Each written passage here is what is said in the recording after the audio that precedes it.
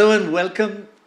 Rarely do I have an opportunity to have such a wonderful, inspirational group to chat with. Sadhguru, a man who's taken India by storm with your brilliance. You are diversity personified, so we'll be talking about your pluralism.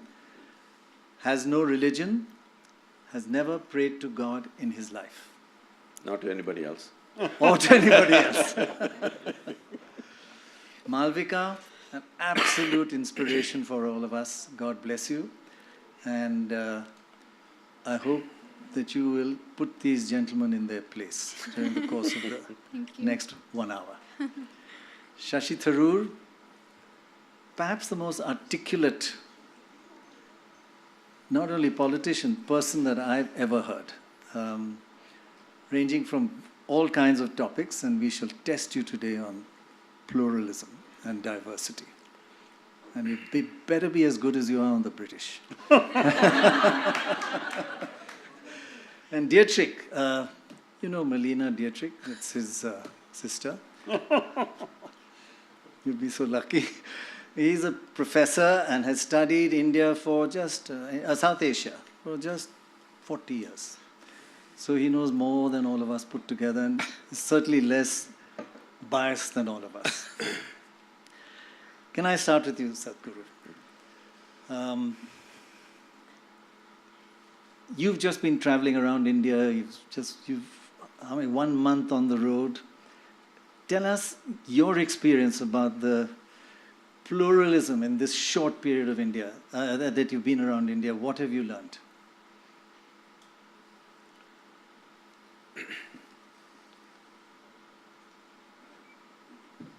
Namaskaram to everyone. When we say plural, generally people are understanding this as maybe 3 communities or 5 communities living together. But that's not the nature of India's pluralism. Because within the family of 5, they have 5 different gods and goddesses going. So, our pluralism is very individualism in many ways. Because this culture has always encouraged seeking. Seeking cannot be en masse, seeking is always individual. You cannot make a crowd seek something. You can make a crowd pray, you can make a crowd do something else, but you cannot make a crowd seek something. Seeking is always individual. This being the fundamental ethos of this culture, we must understand this, that these are more recent happenings, probably in competition with everybody else in the world. Otherwise, this is a land which has always been a land of seeking. The highest values in this land have always been truth and liberation. Just in the previous generations, if you heard my grandmother talking, not some spiritual discourse, I'm saying daily conversation, without using the word karma, mukti, prarabdha, moksha, without this no conversation ever happened.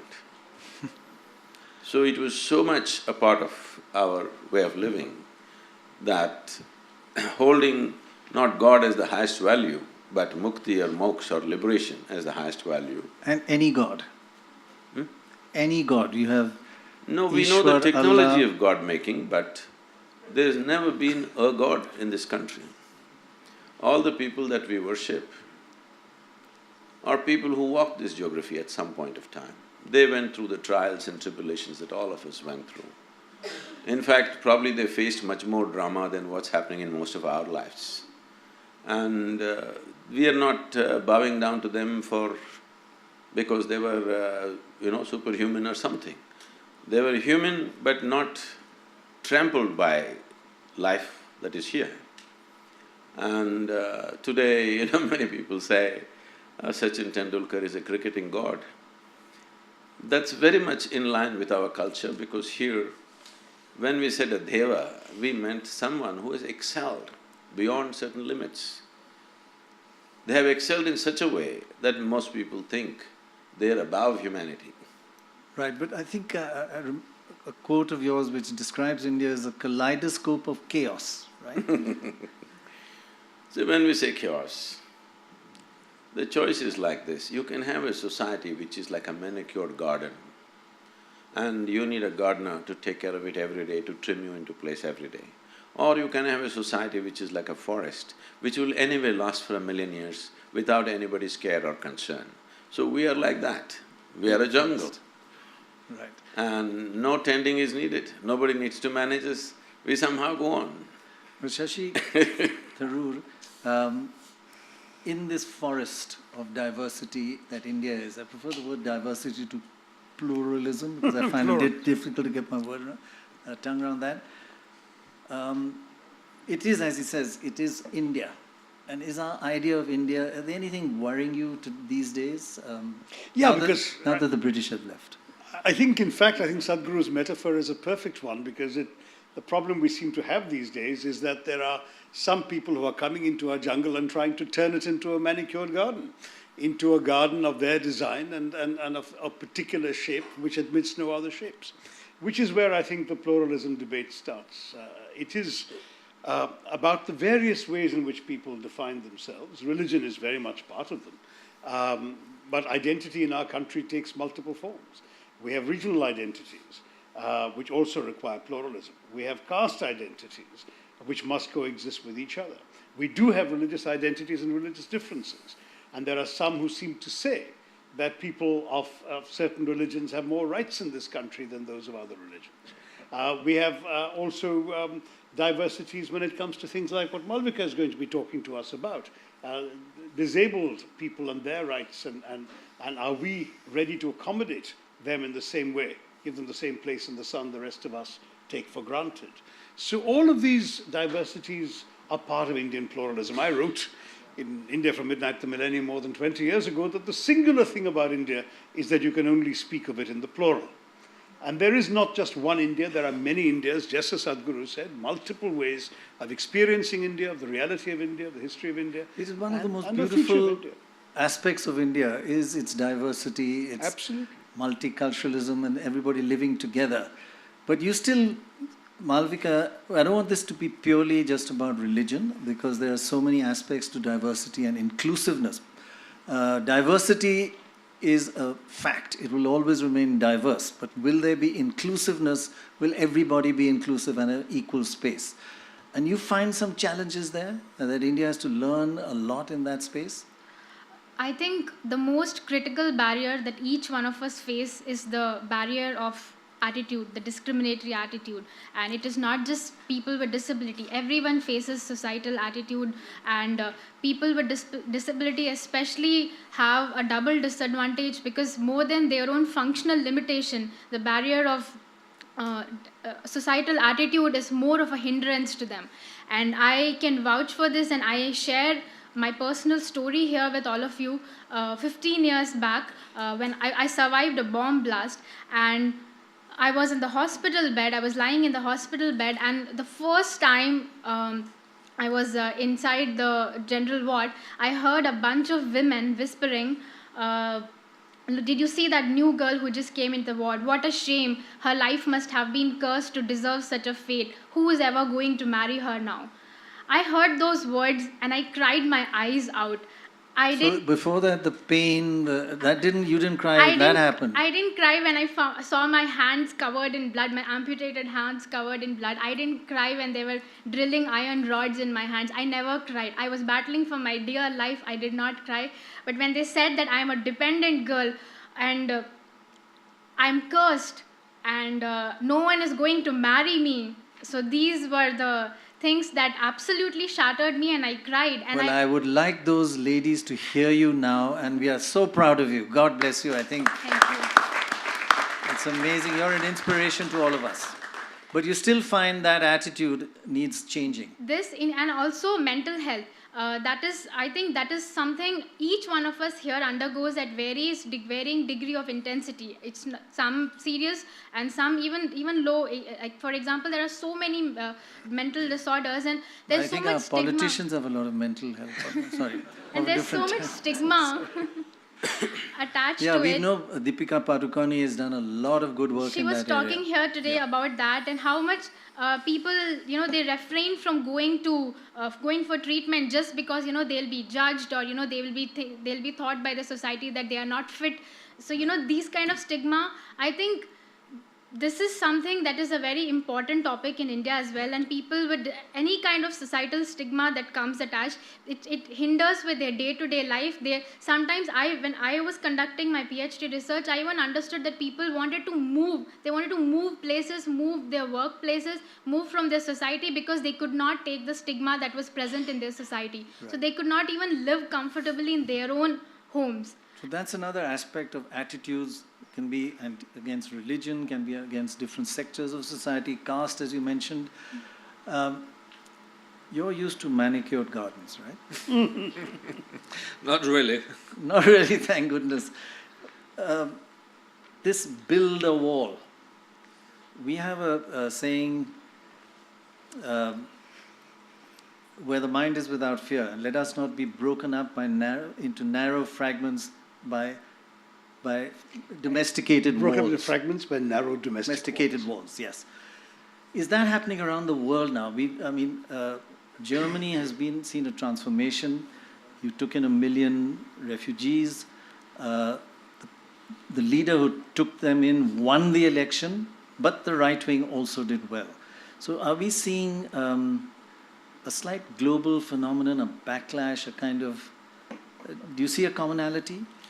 Obviously, there are certain features which we share around the world.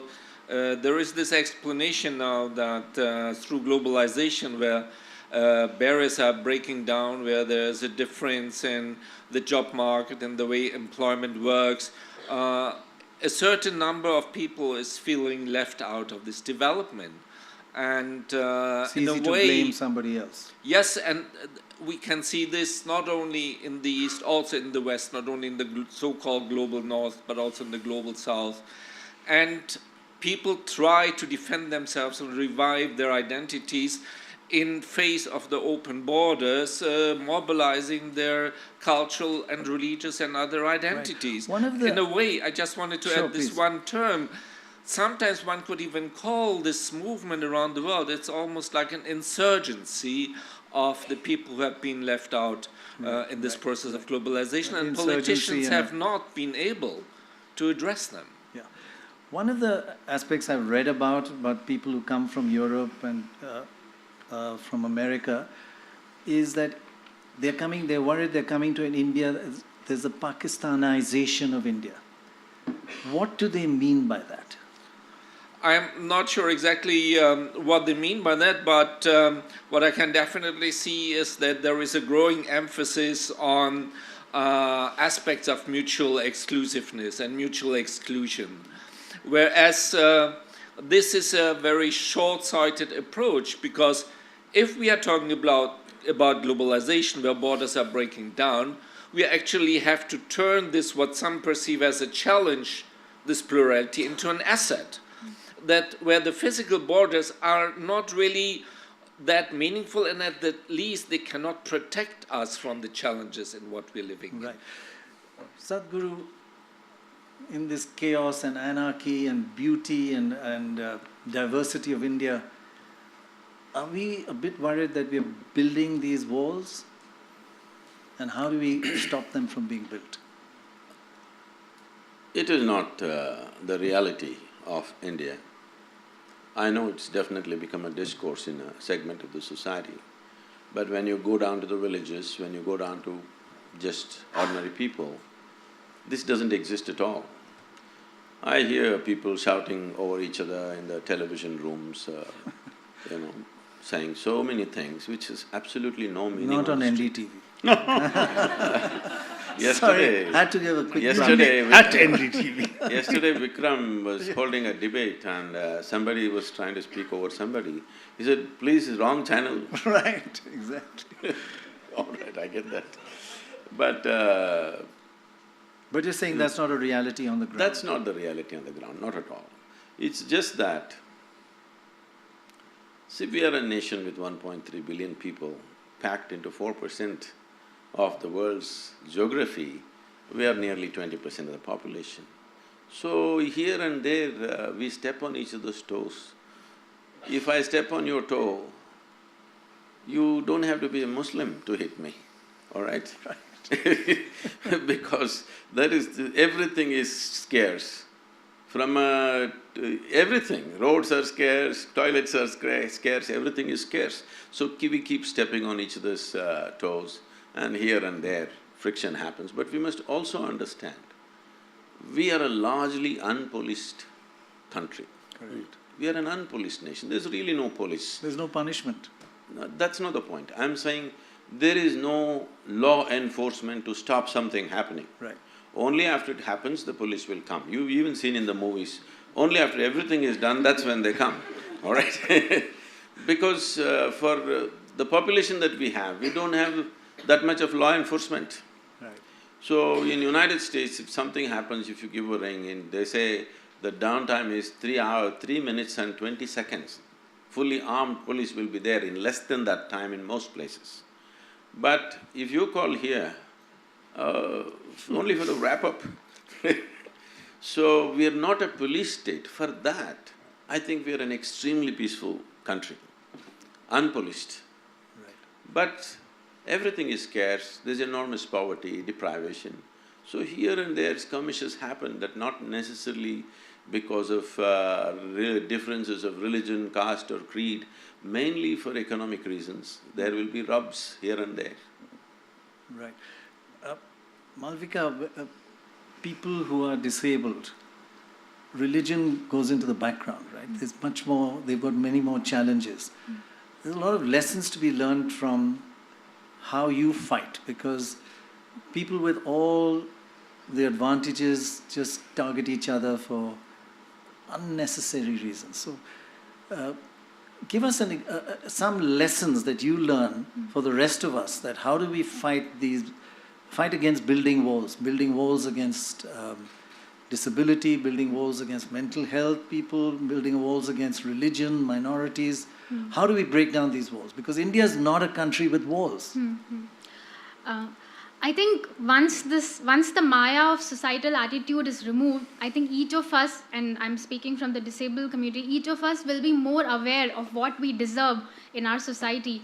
And I am a product of inclusion, and I'm very proud to say that even though I had my bad moments, I was excluded, but today I can very proudly say that I'm a product of inclusion. And India, the number of things that had made me feel this way, that made me feel included. I think first and foremost, education. Education is indispensable for change.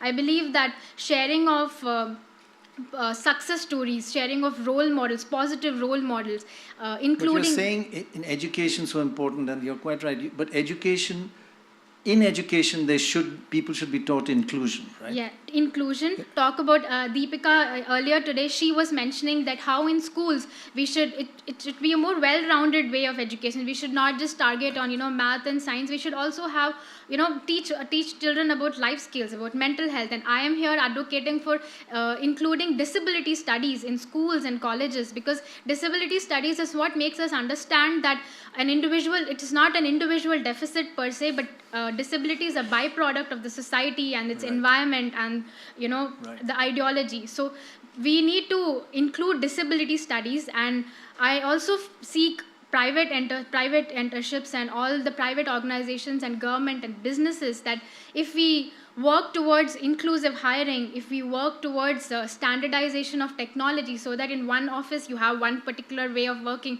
but you don't have the same in other companies. So I think all of this greatly helps. It has helped me in being included in the society. Right. When my story is shared in the media in a positive way, it has helped Very me. well put, It may have helped the readers, but it has helped me further. Right. So it's a two-way street. And your fight, I think, has helped a lot of other people who look to you and say, she's done it, and we can be included, and we can fight, which is a…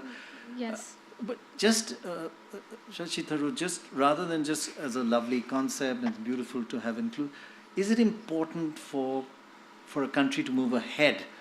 Or do countries do as well, whether they've got walls built between different communities? Or is it an important part of progress? No, it's extremely important. In fact, you what build way? a wall, Hard somebody facts. will build a tunnel. You build a wall, somebody will build a tunnel, or they'll find a way of breaking your wall. That's human nature. But more important than that, I think, is that for a society to function, all the parts of it have to feel relevant. They have to feel they have a stake.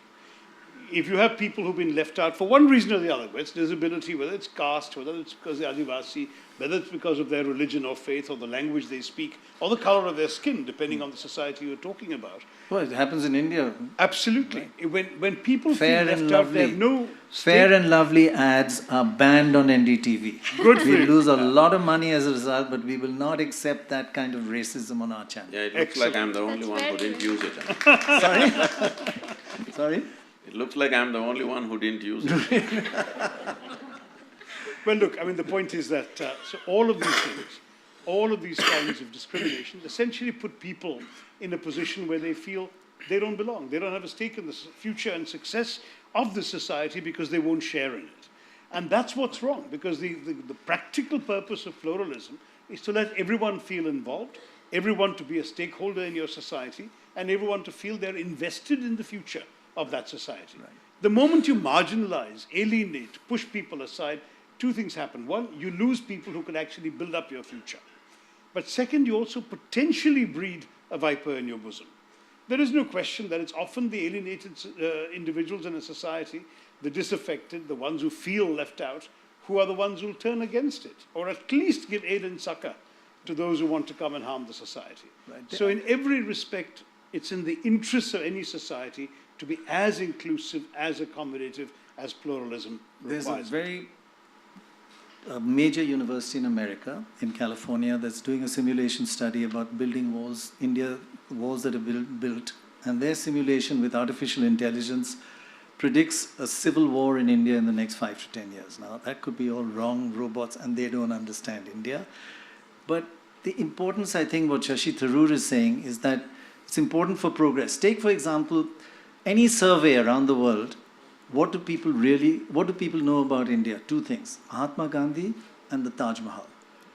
Taj Mahal is a huge attraction for people from around the world to come, and now it's not in our tourist handbooks anymore. It's been excluded. Now, why? Those sort of examples, do you find inclusion and not building walls crucial for India? Taj Mahal is not in the tourism. The UP government has issued It's a just, tourist handbook that doesn't mention the Taj Mahal Yeah. because, as you know, their chief minister last month or 2 months ago made a statement saying Taj Mahal is not Indian culture. They have a particularly bigoted and narrow-minded view Now, of what is he's Indian. becoming political. I just want to rescue us all from that. No, it is. It doesn't matter who built it, whether you like the people who built it or not. If somebody builds something beautiful, we must have an unprejudiced eye to appreciate it. When Malvika repeatedly said disabled community, I want you to know, most of the society is disabled in their own ways. Right. It's not because you lost a hand or leg you become disabled. People are disabled. They tend to disable themselves in so many ways. So, definitely, Taj Mahal is a beautiful gem in anybody's eye. You cannot exclude that from India. At the same time, I also don't believe that you must say this is the only thing in India. If you come to India, Taj Mahal is the only place to see. No, of It's a course not. very narrow way of doing things. I think that's what has been done for a long time. And it's time to change that by projecting everything else. There's so many But other beautiful definitely things. you can't remove a beautiful gem If like there's so many Taj other Mahal. beautiful things, we shouldn't look at who built them, just that they are Yes. beautiful right now. Especially if somebody whom you don't like built something beautiful for you, you must enjoy it even more. But I worry a bit about you saying people you don't like. Is Huh? that… No, I'm saying if you don't like somebody and they build something beautiful for you, But are you talking isn't about there a double joy? But when you say somebody you don't like, you're not talking about a community. No, I'm Talk about I'm an not individual. I'm saying if I mean, I did not know that Taj Mahal is pulled out of the tourism thing. I really did not know that. I'm saying the only reason why you may do such a thing is because you don't like someone who built it. because there is a history of invasion, there is cruelty, there are terrible truths of the past. Shashi has been… I'm yet to read the book, I have the book, but I've heard him speak here and there about all the things that have been done during the British era, which is very cruel. Absolutely. But if we go to UK now, we don't hate those people. Yes, they have done this to us, we should never forget it. We should never forget it. This has been done to us because this should not be done to us once again. But it does not mean today's generation of English people, we have to hate them. Correct. No, that's not it. So the If same they goes… could give us the Kohinoor back, that's the least you could No, have that done. is the… that same goes for Islamic invasions. They've done terrible things to us. But we don't have to forget it, we should not forget it. Because Also, we they should never… stayed and became us, Sadhguru. Huh? They stayed and became us. There were some invaders who came and looted and left. But for many of the people, such as the emperor who built the Taj Mahal, they are us. They are part of our soil, assimilated into our culture. Say, I want you to know, if there was no World War II, British also would have stayed. So that doesn't mean that happened because of their love for you. No, but Sadhguru, they sent everything from here back to England, whereas these people, even whatever they looted, they spent here. No, There no. is a difference. That is because it's another time when there were no ships. Technical were problem, isn't it? No, no, There were ships, there were ships. there was- Transportation issues. And besides, they had a land route back home to the Fergana Valley, they didn't use it. That's not easy to go. But you say, whether they did or not, one should not hate them now and should not build walls around See, them now. Is because- that your message? See, what I'm saying is, historically many ugly things have been done by different people. Quite right. Ugly things that have happened to us as a nation, we must remember, Ugly things we've done to ourselves also. that also is there, that's another aspect. Right. What others have done to us, we must remember, but we should not become bitter because this bitterness will destroy us. That's Why we should remember is so that we don't make the same mistakes and get into the same pit once again. That's very important for me. course. But at the same time, if today, let's say, UK spoke the same language that it spoke during the colonial era, definitely we will not accept them. Unfortunately, with certain groups of people, they're trying to speak the same language which was historically spoken way back. So this creates a whole lot of confrontation in the society. And this entire misuse of this for democratic purposes, when I say democratic purposes, because it's all a number game, so people are playing this game for last 70 years. So naturally you have kind of brought this little bit of fear in others. Fear means people are seeing what's happening in Iraq and the Islamic State and stuff, what happened in Kashmir. So people think if these numbers increase, this will happen to us also, because it's happened in the past. So I feel if one thing stops, I think this entire little bit of heat going on between communities will die, that is, you don't try to change the dynamics of demographics. Just let it stay this for next 100 years, without anybody trying to increase numbers, you will see everything will level out. This is the only fear. That's why there is reaction. What religion are you? Hmm? What religion are you? I never identified with myself with any religion as such, because we think must that's understand gone. this, religion is a very foreign thing to India. Because when you say if you have to belong to a certain religion, you have to believe something.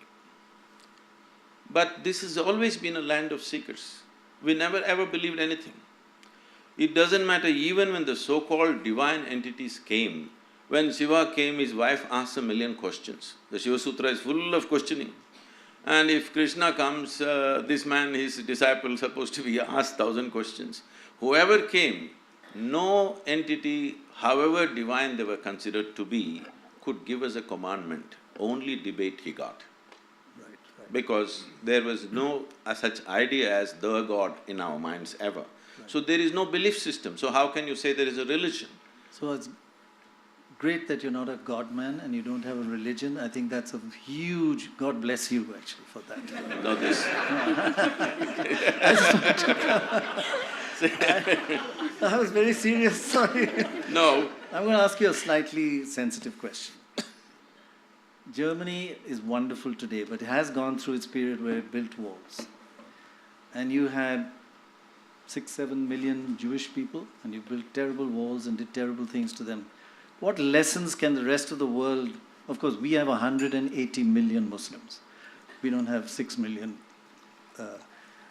But what are the lessons one can learn? Because Germany has struggled with itself and come out of it in a wonderful way. What lessons are that diversity is fine, that you can learn from your history? Well, I think the two situations are not necessarily comparable because after all there was a genocide and there is no way of making it look better. And one way definitely Germany went through is to keep confronting the truth, which is uncomfortable and difficult, and even 1, 2, 3 generations afterwards, not easy at all. But it is something that has to be continued. It's a matter of policy, it's a matter of mobilization, it's a matter of engagement. But I think, as Malvika was saying, it's also changing people's attitudes, right? And that's not easy, right? And that's the it tough is one. changing people's attitude, although it does not prevent people from trying to catch back to old ideas, what they think they could mobilize for totally different purposes of today's world, where we see a movement of migrants, now you're talking a bit religions. like a professor. This is a television channel. You have to dumb down to my level. What do you mean by what you just said? Okay, the right wing in your country just did very well, the best it's ever done. Is that a worry? That is one thing that people working for the right wing as politicians, I mean, they have, again, at one point or the other, quoted slogans, used language that makes direct or indirect reference to the Third Reich, to the language of the Nazis. But Germany is not the only country where we have seen those references.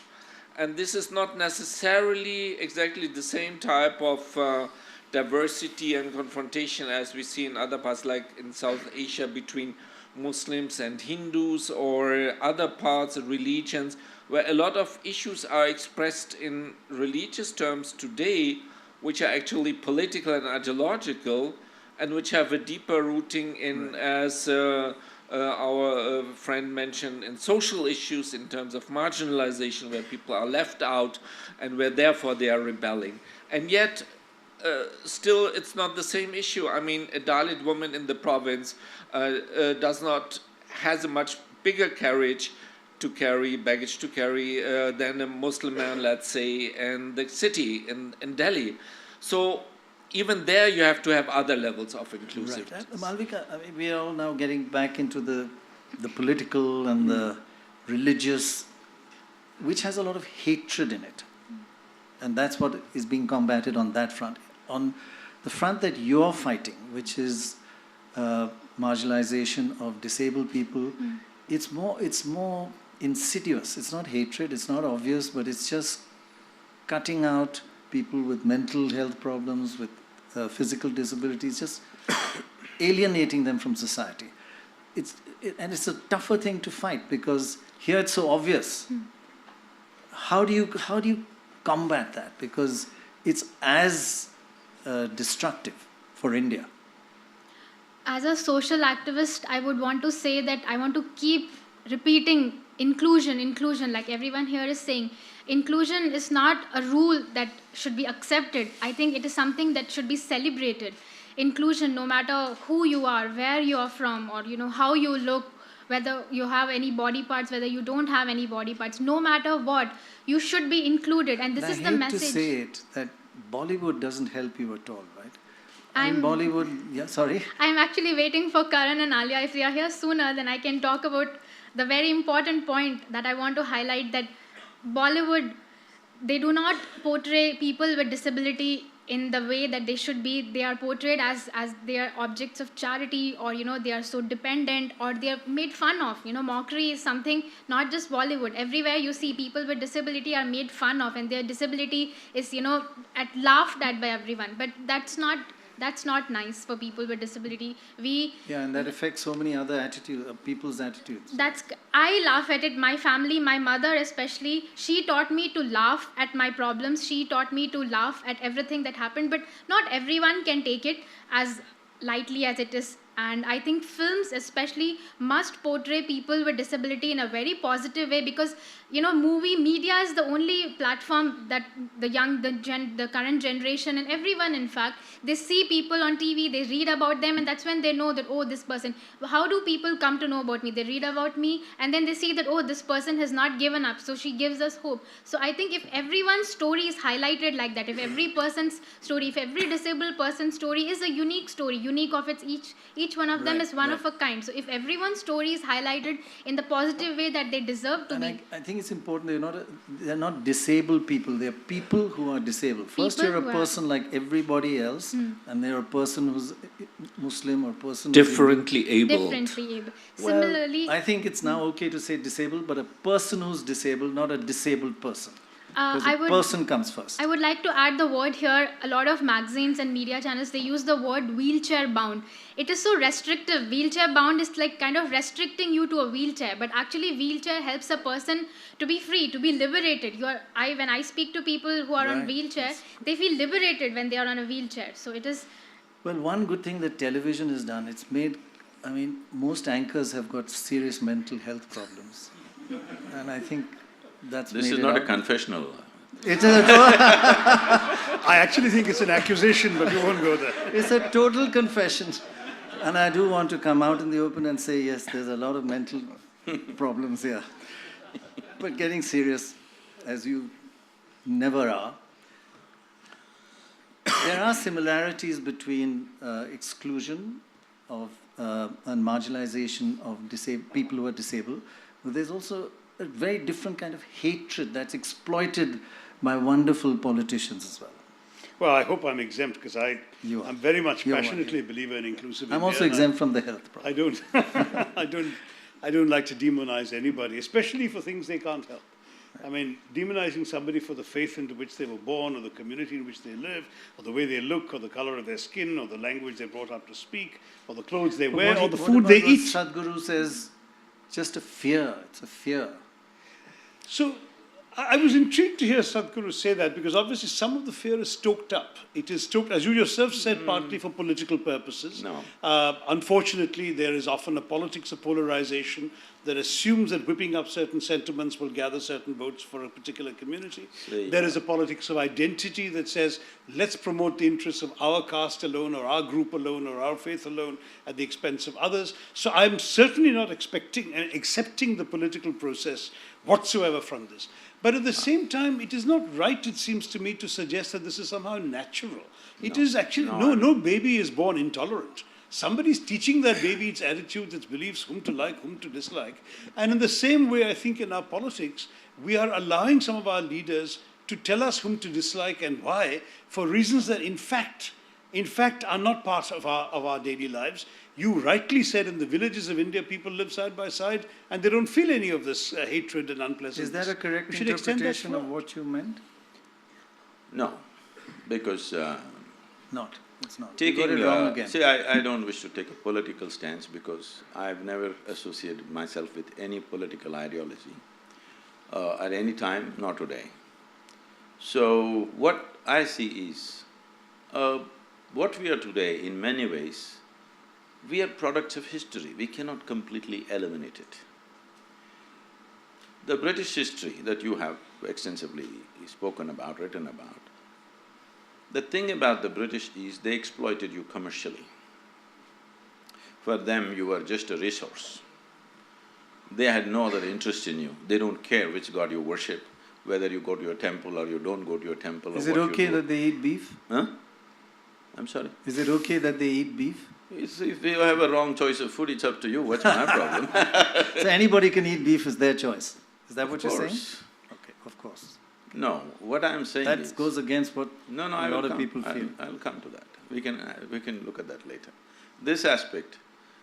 But when it comes to these religious invasions that happened, whatever the thought behind that thought you must surrender. You see, if I do something horrible to you today, 10 days later if we meet, at least I must show some regret or remorse in what I have done. When I'm proud of what I have done to you, this is not going to settle, all right?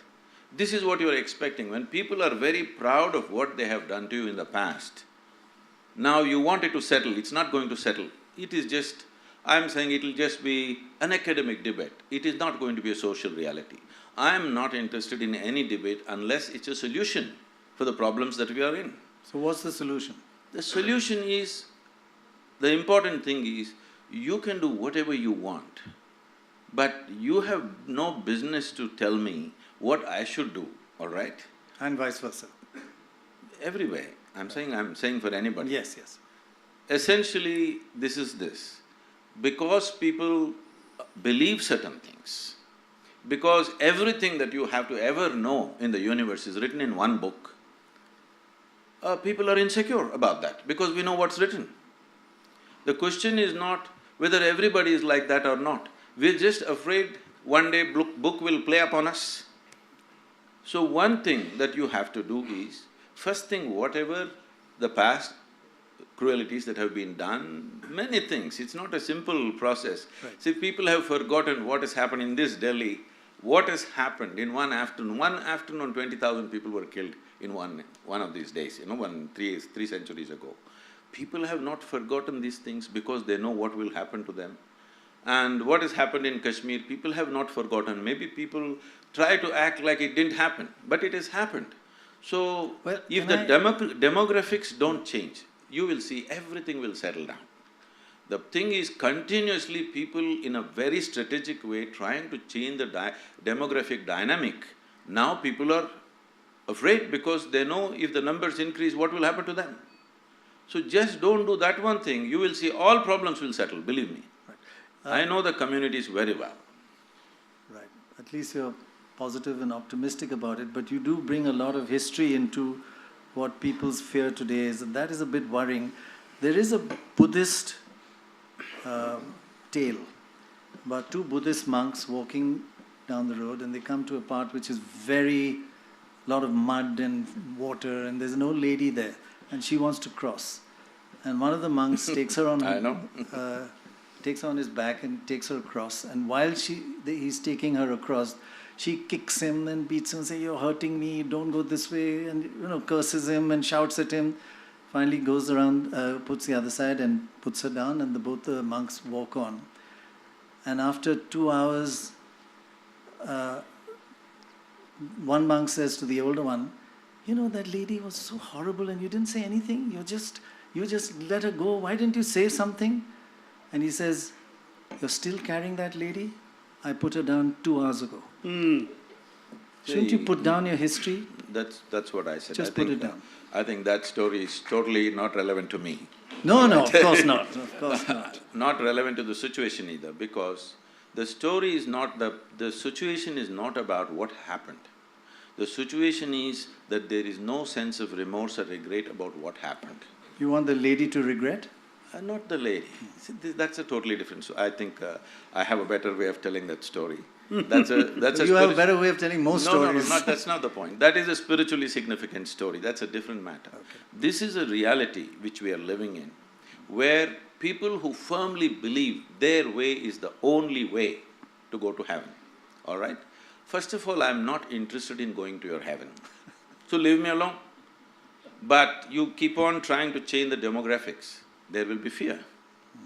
If you think that is an empty fear, then you have to see what's happened. What is happening even now in certain parts of the world, you must see. It is not an empty fear. So I'm saying, whatever you believe, it's your faith. So you say…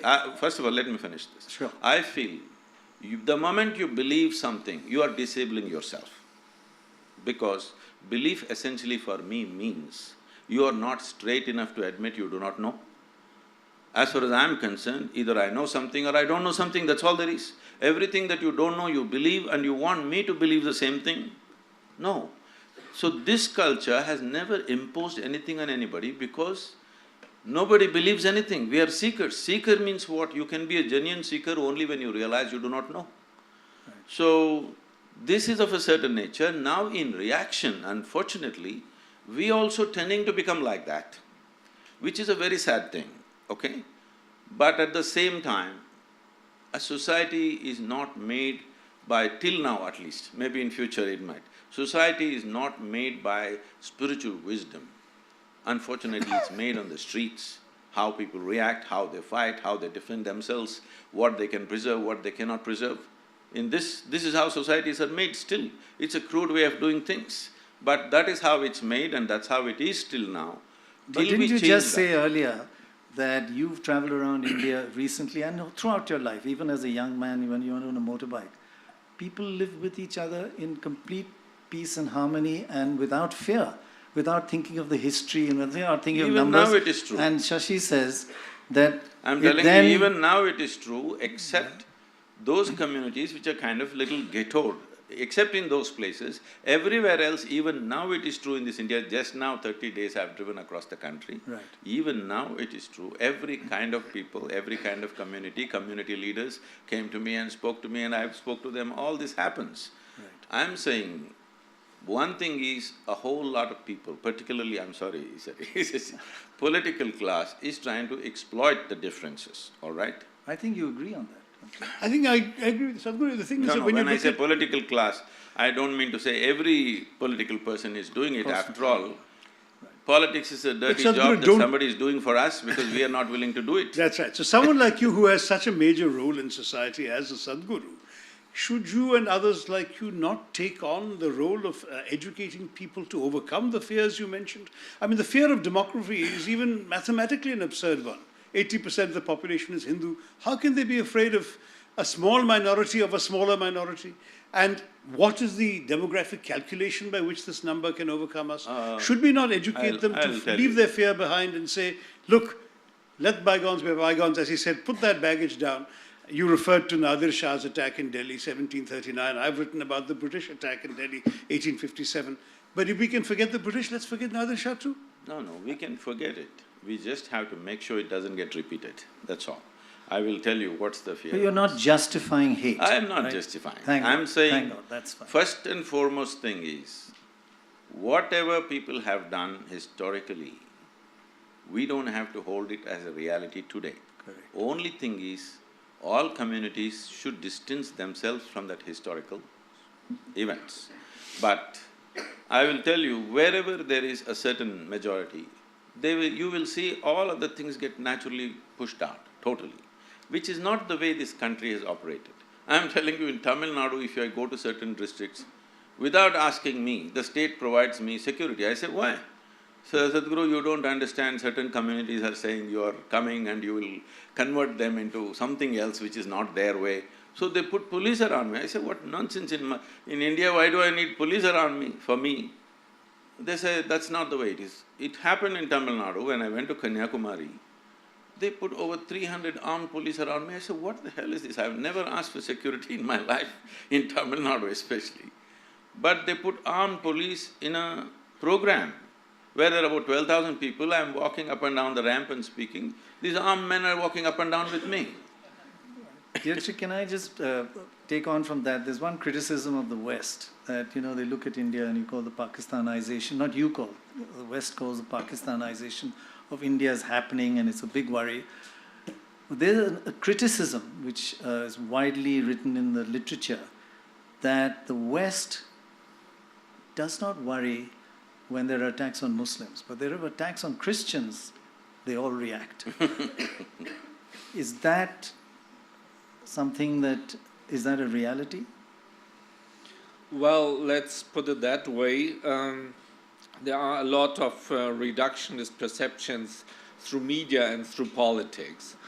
For instance, there is a lot of blame put on Islam per se or Muslim radicals per se, but it is often overlooked that the largest number of victims in terms of dead people are actually Muslims in this part of confrontation. And we are also forgetting that this is also a byproduct of international political polarization after the end of the Cold War. A lot of analysts point to the fact that almost all military interventions after the end of the Cold War took place in countries and territories where Muslims live. And Except now we have the Rocket Man, right? and that is, of course, now a different development, but fine. it means you cannot attach just one character, one feature to a particular religion. There are other people who are equally scared of raising violence in the name of Hindu religion or of Buddhist religion. We just had the Rohingya issue. So the tendency to be radical or violent can be expressed in the name of any particular ideology or religion. And if you look at the history of not even history, at the current times of South Asia, of India, you will see there are many more victims of other violent conflicts than of those connected with Muslims. Look at the Tamil war, look at the other insurgencies in the eastern states of India. So we will definitely see, unfortunately, also, because all violence is unfortunate, it is rather evenly spread through religions, ideologies, and faith and non-faith believers. They say the two Ds of India are the greatest asset, democracy and diversity. But one issue about democracy, which you must find very difficult, is that it requires numbers. And there are 80% Muslims, a billion Hindus, 80% Hindus, and 200 million, 180 million Muslims. And how do you get a voice in policy making? I think that's crucial for people who are disabled or people with mental health problems must be in a position. Otherwise, it's people who don't understand the issue trying to make policies. How do you get into policy making positions? That's crucial. Yes, definitely. I think, and that is something all of us from our disabled community, we are voicing and we are talking about that we need representation at the policy level, because you cannot understand what our problems are unless we tell you. And because we face it, we can tell you directly what our problems are. And policies can be even the societal attitudes, discriminatory attitudes per se. So the policies even implemented on that basis are especially very important. And I think to truly achieve an inclusive policy making or to have a pluralistic society, I think what we need to understand is we are disabled by these societal attitudes, and we need to understand that disability does not, it lies in the eyes of the observer, not the observed. And we should talk about it, and we know now what we deserve in our society and what are our policy concerns. So where we need to be included, and be it school, college, Shashi, everywhere. how does one have people in parliament who, there should be a group who are facing the problems rather than others who don't understand it? No, really? we've tried to raise the issue in Parliament. Frankly, I've spoken out publicly against the failure of the government to pass the People with Disabilities Bill. We ratified the UN Convention, but we haven't actually converted it into our own legislation. And if you look around our country, but the point disabled that people Malvika have is no making ramps. is that people like her should be in policy-making positions. Correct. In a democracy, that means she has to get elected. But that's otherwise, tough, short right? of that, people who are elected can seek her advice, can get inputs from her, and push those forward. Ideally, what we want is the government to listen to people like you.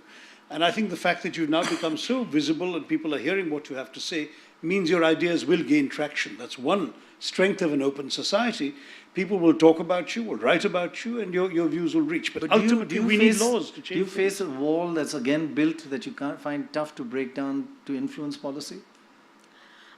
To influence attitude, I have worked upon, and I have noticed the difference, because you tell one person, contact is very important when you want to sensitize people. So when someone sees me, they know that yes, they can change their attitude. But policy, it's a whole different level. And we have the rallies, we have like our groups, protest groups talking about our rights, and very simple ones, just the word that is being used to indicate us, or to stand for national anthem every time when the movie is being played, or to have reservation for us on lower berths in railways. There are so many concerns. Accessibility, universal design, these are our very, very important issues. And I think accessible public transport, and I think a number of these issues definitely need to be heard. And I think we still have a long way to go, I would say. You raised the national Can I anthem. say something? Sorry, please, yes. See, what Malvika is saying is, it's unfortunate that such situations still exist, but policies can be made, but I feel these issues will be only settled by a more humane society rather than a rule, because a rule book doesn't really work in this level of thing, that when somebody is incapable of something, you reach out to them, is a natural human attitude. If we have surrendered that attitude for some reason, bringing it back in the social ethos is more important than fix a rule, because if you fix a rule, still it may not happen because that person needs that little help at that moment. So I think it's a lot of work to be done in the society more. Well, I'm going to do something which I've not done before, and please excuse me if I get it wrong. Can we just stand for a second? I'll tell you when. Because I'm going to… In school, we used to always sing the second stanza of the national anthem, which we no longer do. And if you ask me, that stanza means more than any other stanzas, and I don't know why we don't sing it. I'll try and remember it. You mean after the national anthem itself, what follows? It's part of the national anthem. Which Actually, is the part- national anthem has many stanzas. We only do the first one. And we've given up this second, which we used to sing every time, the second stanza. And to me, when in this discussion, when we talk about building walls and communities and minorities, that stanza means a lot. And it is… Aharahatab avana pracharita sunitab udhara vani Hind Bodh Sikh Par Sikh Musalman Kristani. That's what our national anthem talks about. And we should sing it every time.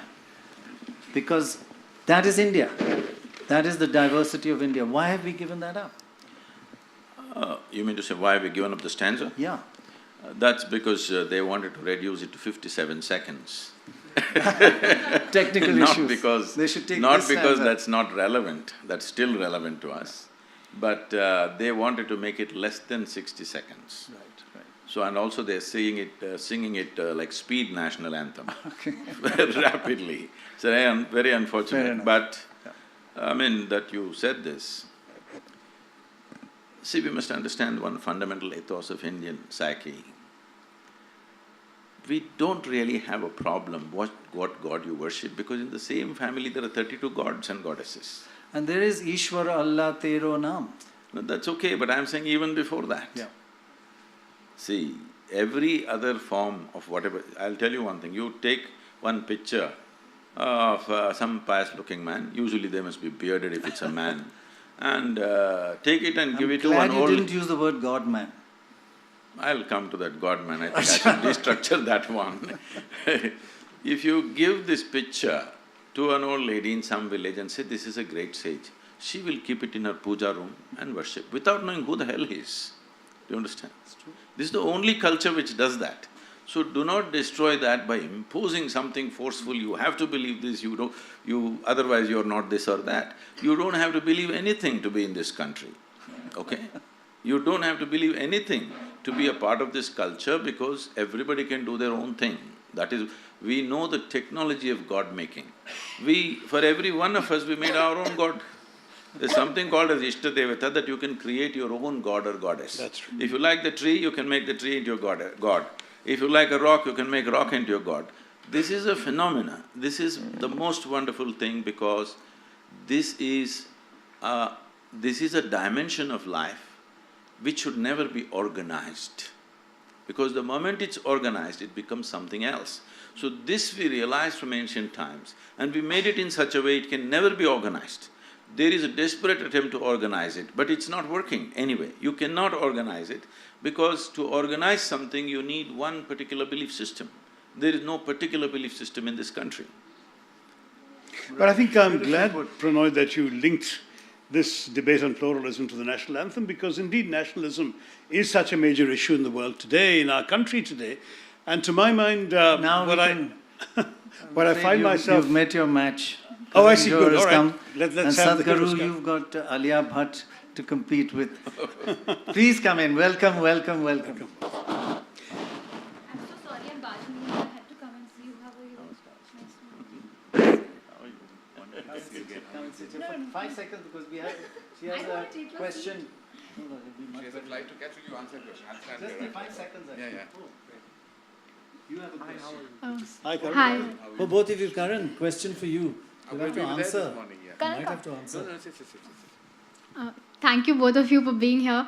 My suggestion rather is when I want more people with disability to be shown in movies and to be shown in a positive way, to have more positive portrayal of people with disabilities, because you are the people who are going to show there are so many people who watch movies, and I think you can directly impact a lot of people who have no idea about disability. So it's my request, and it is something that I really wish for, that we want more representation of people with disability in cinema and a positive portrayal as such.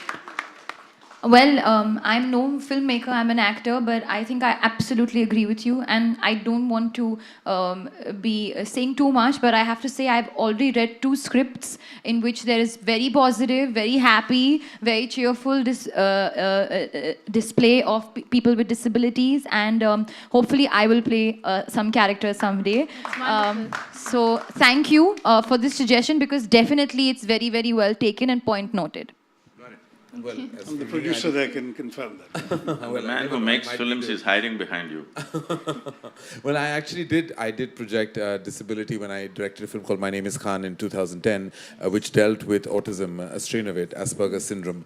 And we touched upon that, and a fair amount of research went into, the projection of that character. So I know what goes into it, because, and I think that what's imperative is that when you project a disability is to really get into the ethos of it and not just, sugarcoat it sometimes and just, touch upon it because just for emotional manipulation. Because I think as a filmmaker that would be letting down the cause and what you're trying to do with the character. So yes, definitely, point noted. Thank you, ma'am.